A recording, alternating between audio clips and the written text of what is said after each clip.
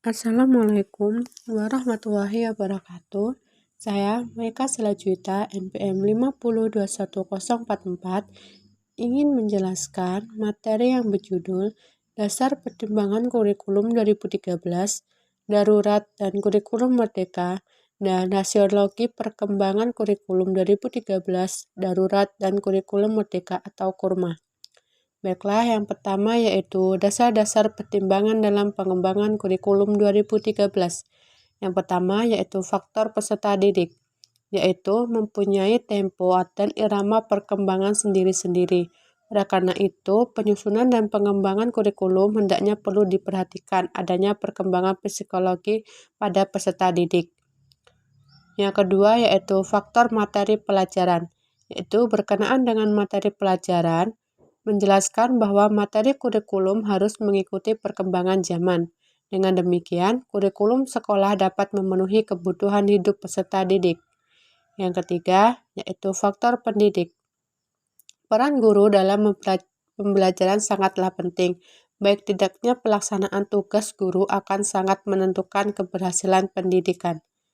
4. Faktor pendekatan dan cara mendidik, yaitu cara dipandang sebagai dua hal yang mirip dan hampir sama. Oleh karena itu, kurikulum adalah suatu yang direncanakan sebagai pegangan bagi guru untuk mencapai tujuan pendidikan.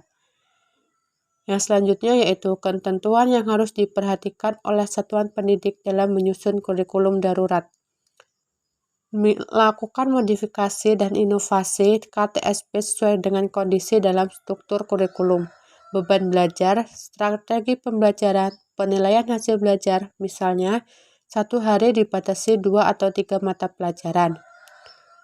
Pembelajaran pada masa darurat. Paduan kurikulum darurat mengatur tentang pembelajaran pada masa darurat, yaitu pedoman pada kalender pendidikan madrasah. Selanjutnya, prinsip pembelajaran pada masa darurat, yaitu menjelaskan prinsip dengan pembelajaran dapat dilakukan dengan tatap muka terbatas, dan atau pembelajaran jarak jauh. Pengelolaan kelas pada masa darurat, yaitu kegiatan pembelajaran dapat berbentuk kelas nyata maupun kelas virtual.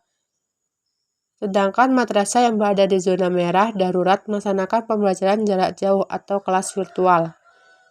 Yaitu 5 faktor pertimbangan sebelum memilih kurikulum merdeka.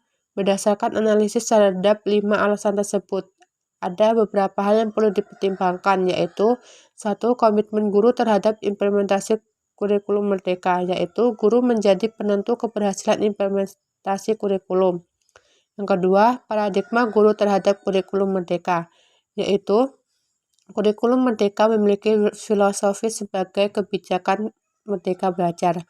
Yang ketiga yaitu budaya saling percaya. Faktor ketiga diperlukan pertimbangan adalah budaya saling percaya. Yang keempat yaitu komunikasi terbuka, yaitu bisa dikatakan komunikasi menjadi awal munculnya kolaborasi dan kerjasama.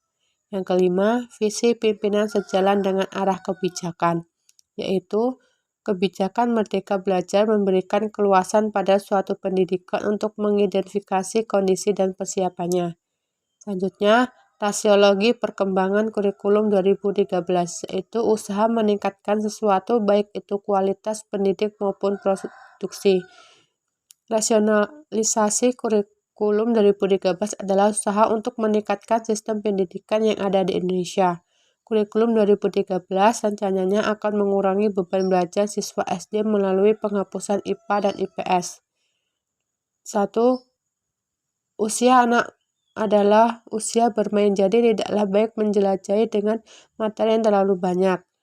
2. Pembentukan karakter sangat baik dilakukan di usia SD dan terus berlanjut ke jenjang yang lebih tinggi. Usia SD adalah usia labil, di mana usia yang sangat perlu banyak mengenali nilai-nilai masyarakat.